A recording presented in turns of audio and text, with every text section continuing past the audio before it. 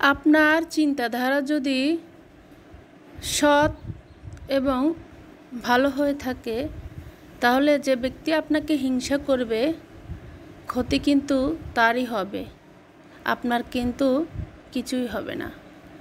Hello everyone, আসসালামু আলাইকুম। কাছে দূরে, দেশ এবং দেশের বাইরে থেকে যে যেখান থেকে আমার এই ভিডিওটি দেখছেন, আশা করছি আপনারা সবাই ভালো আছেন, সুস্থ আছেন। আলহামদুলিল্লাহ, আমি স্বপ্না আছি আপনাদের মাঝে। তো বরাবরের মতো নতুন একটি ভিডিও নিয়ে হাজির হয়েছি। আশা করছি আপনাদের কাছে ভালো লাগবে। সকালবেলা নাস্তাটা তো কমপ্লিট করেছি, আমার হাজব্যান্ডকে দিয়েছি, ছেলে মেয়েও খেয়েছে। আর এটা আমার জন্য তৈরি করব ওটস আর একটা ডিম নিয়েছি। আমি প্রথমে ওটসটাকে একটু ভেজে নিয়েছিলাম, তারপরে একটু পাটায় পিষে নিয়েছি যেহেতু আমার ব্লেন্ডারটা নষ্ট হয়ে গেছে। আর এখানে দেখছেন যে কলাটা আমি সুন্দর করে ম্যাশ করে নিয়েছি। আর এই রেসিপিটা আমি দেখার পর আমি একবার বানিয়েছিলাম, খেতে দারুণ মজা হয়েছিল। এটা কিন্তু আপনার স্বাস্থ্যের জন্য অনেক ভালো। যারা ডায়েটে আছেন তারা কিন্তু এই নাস্তাটা আপনারা ট্রাই করে দেখতে পারেন। অনেক ভালো, কিন্তু পেট ভরে যায়। এছাড়া কিন্তু ক্যালোরিও আছে। এছাড়া আপনার এটাতে কোনো ফ্যাট নেই, ক্ষুধাও লাগবে না, অনেকক্ষণ থাকে। যাই হোক, আমি কথা বলতে বলতে এর মধ্যে আমি এই যে কলাটা তো প্রথমে ম্যাশ করা ছিল, তার মধ্যে যে ভেজে রাখা ওটসটা আমি দিয়ে দিয়েছি, আর একটু গুঁড়া দুধ আর একটু সয়াবিন তেল দিয়েছি। আর এই যে একটা ডিম দিয়ে দিলাম। ডিমটা আপনারা আসলে বেশি পরিমাণে বেশি হলে বেশি দিবেন, আর কম হলে কম দিবেন, যার যেরকম আর কি। তো আমি 1 কাপ পরিমাণ মতো ওটস নিয়েছিলাম, তো একটা ডিম আমার যথেষ্ট হয়েছে।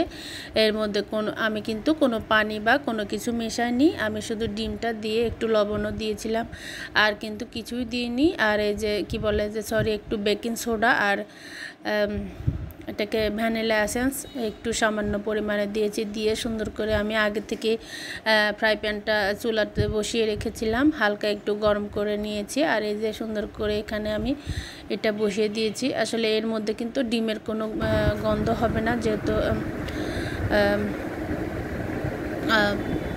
এই যে দেখেন আমি কিন্তু নাস্তাটা তৈরি করে নিয়েছি। খেতে কিন্তু দারুণ হয়েছিল। উপরে একটু আমি মধু দিয়েছিলাম, আর আছে একটু চা। আর এটাই যে আমার মেয়েটা দেখেন ডিমটা রেখে দিয়েছে, ও কিন্তু এরকমই করে। আর আমার ছেলে তো নাস্তা করে ও কম্পিউটার ক্লাসে চলে গিয়েছে। যাই হোক, এই যে আমি চাটাও একটু বানিয়ে নিয়েছি। আর এটা ছোট তো আমাদের হয়ে যায়, এটাতে দেখতে অনেক কিউট। তো ভাবলাম যে এটাতে আজকে আমি চাটা ঢেলে নিই। বড় আছে কিন্তু বড়টা বেশি হওয়াতে ওটা মেহমানজন আসলে তো বের করি, এটা আমাদের জন্য হয়ে যায় আর কি। যাই হোক, এই যে কথা বলতে বলতে আমি কিন্তু নাস্তাটা আমি খেয়ে নিচ্ছি। এই যে দেখেন ভিতরে অনেক নরম, যেহেতু কলা থাকে, কলা ওটস উপরে একটু মধু দিয়েছি। এটা স্বাস্থ্যের জন্য অনেক ভালো। আমি কিন্তু প্রায় সময় খেয়ে থাকি, তো আপনারা বাসায় এভাবে ট্রাই করে দেখবেন। যাই হোক, নাস্তা খাওয়ার পরে আমি চলে এসেছি আমার ড্রয়িং রুমে। তো ড্রয়িং রুমে একটু গোছানো ছিল, কিন্তু তারপরও একটু আমি অফ ক্যামেরায় ভেজা ন্যাকড়া দিয়ে সুন্দর করে সব কিছু ক্লিন করে নিয়েছি। যেহেতু রাস্তার পাশে বাসা হওয়াতে কিন্তু ধুলাবালু অনেক পড়ে, তো আগামীকাল করতে পারিনি। তো ভাবলাম যে আজকে এই রুমটা একটু ক্লিন করে নিই। তারপরে এই যে আপনাদের সাথে শেয়ার করছি, এই কাঁথাটা আমি সেলাই করেছিলাম তাড়াহুড়া করে, দেখেন কি অবস্থা। আর এই যে যেরকম এখানে আমি স্ট্যান্ডের উপরে একটু ভিন্নভাবে একটু সাজিয়ে গুছিয়ে নিয়েছি, তো ভাবলাম আপনাদের সাথে শেয়ার করি। আর বাকি এই যে উপরে যে আমার একটা ছোট্ট যে একটা মিনি শোকেস আছে, এটা কিন্তু এর ভিতরে অনেক শোপিস ছিল, আমি এখান থেকে সরিয়ে নিয়েছি যেহেতু এটা সামনের রুম। তো ভাবলাম যে এখান থেকে একটু সরিয়ে ফেলি। ঘরের মধ্যে নাকি মূর্তি এগুলো থাকলে আপনার রহমতের ফেরেশতা ঢুকে না, তাই ভাবলাম যে না, এগুলা সরিয়ে ফেলি। তো এগুলো সরিয়ে নিয়েছি। আর কোথায় রেখেছি এটাও আমি আপনাদের সাথে শেয়ার করব। এই যে এখানে আমি একটু সুন্দর করে ক্লিন করে নিয়েছি, অনেক ধুলোবালু পড়েছিল। আমি একটু উলট পালট করে নিই জিনিস, তো দেখতে কিন্তু ভালো লাগে। তো যাই হোক, এই যে আমার হাজব্যান্ড কিছু তরকারি এনেছিল, সবজি, তো সেগুলাই সুন্দর করে আমি একটু কেটে ধুয়ে এই যে এভাবে রেখেছি। কাঁচামরিচটা উপরে একটা টিস্যু দিয়েছি, এতে করে অনেক দিন ভালো থাকে। আর কিছু সবজি বাইরে রেখেছি, রান্না করব সেটা। আর এই যে পেঁপেটা এনেছিল, পেঁপে আমি এভাবে চোকলাটা ছিলে তারপরে এভাবে একটা প্লাস্টিকের কন্টেনার মধ্যে ভরে রাখি, এতে করে সবজিগুলো অনেক ভালো থাকে। যাই হোক, কথা বলতে বলতে আমি চলে এসেছি একটু রান্নাঘরে। রান্না করব, এই যে রান্না করব মেজবানি গরুর মাংস আর একটু শাক ভাজি, সবজি থাকবে, এগুলাই দিয়ে আজকে আমাদের দুপুরে খাওয়াটা হবে। তো যাই হোক, আজকে আমি আপনাদের সাথে কিছু কথা শেয়ার করব যে আমার বাসায় নাকি অনেক জিনিস, তো আসলে কি বলবো, এইসব কথা যখন আমি শুনি আমার মনটা অনেক খারাপ হয়ে যায়। কারণ দীর্ঘ 19 বছর আমি আমার সংসার জীবনটা আমি অতিক্রম করছি। তো একটু একটু করে তিল তিল করে আমি আমার সংসারের জিনিসগুলো করিয়েছি। তো সবাই যদি মানে যে কেউ যদি আপনাকে এ ধরনের কোনো কথা বলে তাহলে আপনার কেমন লাগবে বলেন তো। তো আর যারা সংসারকে ভালোবাসেন তারা কিন্তু হাজার কষ্ট হলে সংসারের জিনিস কিন্তু করে। আর কম বেশি কিন্তু সবার ঘরে জিনিস থাকে, কারো ঘরে বেশি থাকে, কারো ঘরে কিন্তু কম থাকে। আর যারা কিন্তু রুচিসম্মত তারা কিন্তু আরও অনেক দামি দামি জিনিস দিয়ে ঘর সাজানোর চেষ্টা করে। যা আসলে যার সমত আল্লাহ যাকে যেমন দিয়েছে ঠিক তেমনভাবে কিন্তু ঘর সাজিয়ে গুছিয়ে রাখার চেষ্টা করে। তবে আমি আমার যতটুকু আল্লাহ তাআলা আমাকে সামর্থ্য দিয়েছে আমি ততটুকুই কিন্তু আমি সাজিয়ে গুছিয়ে রাখার চেষ্টা করি। এটা কি আমার অপরাধ বলেন?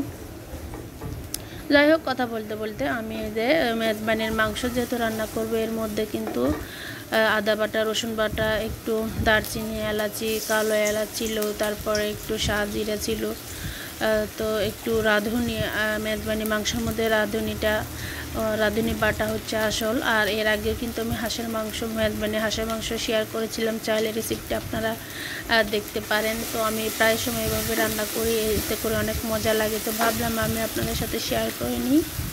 তো সমস্ত রকম মশলাপাতি দিয়ে সুন্দরভাবে কষিয়ে তার মশলাগুলো যখন ভালোভাবে কষানো হবে তারপরে মাংসগুলো আমি দিয়ে দিব। তো যাই হোক, তো নিজের সংসারকে ভালোবেসে সংসারের প্রয়োজনীয় যে জিনিসগুলো লাগে আমি তো সেগুলাই করি।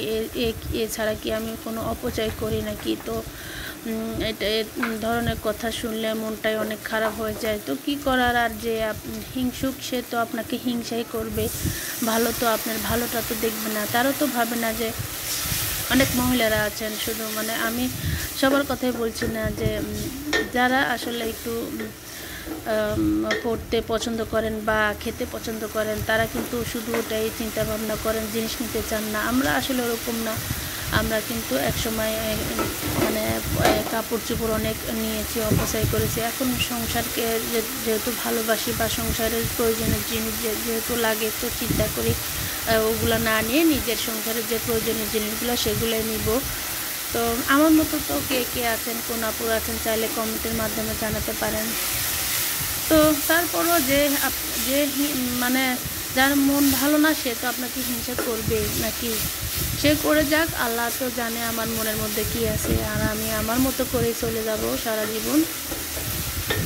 আমি তো আর অন্যায় করছি না, নিজের সংসারকে ভালোবেসে নিজের সংসারের প্রয়োজনীয় যে জিনিসগুলো লাগে সেগুলোই তো কেনা হয়, অপচয় তো আর কিছু করছি না। এগুলো তো আল্লাহ তাআলা দেখছেন, ভালো মন্দ বিচার আমি কিন্তু ওনার উপরেই ছেড়ে দিলাম।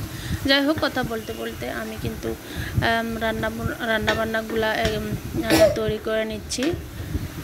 তো ভিডিওর এই পর্যায়ে এসে আপনাদের কাছে আমার একটা রিকোয়েস্ট, যে ভিডিওর কোনো অংশ যদি আপনাদের কাছে ভালো লেগে যায় তাহলে প্লিজ আপনি চাইলে আমার চ্যানেলটি সাবস্ক্রাইব করে পাশে থাকার বেল অপশনটি প্রেস করে রাখবেন। এতে করে আমি নতুন কোনো ভিডিও দিলে ভিডিওর নোটিফিকেশন আপনি সঙ্গে সঙ্গে পেয়ে যাবেন। আর আপনি চাইলে আমার এই ভিডিওগুলো আপনার ফ্রেন্ড অ্যান্ড ফ্যামিলির মাঝে শেয়ার করে দিতে পারেন, তাহলে কিন্তু আমি আর একটু সামনের দিকে এগিয়ে যেতে পারবো। আর যারা যারা এই কাজটি করেছেন তাদেরকে জানাচ্ছি অসংখ্য ধন্যবাদ। ভিডিওর মধ্যে কোনো ভুল ত্রুটি হলে প্লিজ আপনারা ক্ষমা সুন্দর চোখে দেখবেন। তো কথা বলতে বলতে মাংসগুলো আমি ভালোভাবে কষিয়ে নেওয়ার পরে যে আমি একটু পানি দিয়ে দিলাম। তারপরে লবণটাও আমি দেখে নিয়েছি, কোনো কিছুই লাগবে না। আসলে এগুলা তো রান্নাবান্না তো আমার আপুরা আমার থেকে অনেক ভালো পারেন। আমি যতটুকু পারি মানে শেয়ার করি এই আর কি, তাছাড়া আর কিছুই না। আমিও তো আগে জানতাম না, এখন তো শিখছি বা শেখার উপরেই আছি, শেখার কোনো শেষ নেই। তো মাশাআল্লাহ এখন আমি কি বলবো, আমি রান্নাবান্না, আমার হাতে রান্না যে খায় আমার সেই প্রশংসা করে, আমার ফ্যামিলির সবাই পছন্দ করে। তো এখন আমি যে শাকভাজি করব তার জন্য পেঁয়াজ, রসুন আর কাঁচামরিচ দিয়েছি, দিয়ে সুন্দর করে একটু লবণটাও দিয়ে দিলাম। ভালোভাবে পেঁয়াজগুলা ভেজে নেওয়ার পরে আমি শাকটা দিয়ে দিব।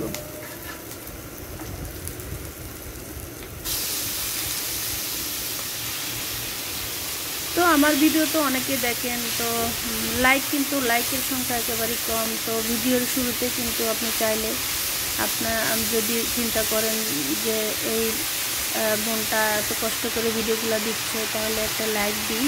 তো আপনি চাইলে কিন্তু একটা লাইক দিয়ে ভিডিওটি শুরু করতে পারেন। আর আপনার মূল্যবান মতামত কিন্তু কমেন্টের মাধ্যমে জানাতে পারেন। তো তাহলে কিন্তু আমি বুঝবো যে আপনারা কেমন ভিডিও দেখতে পছন্দ করেন।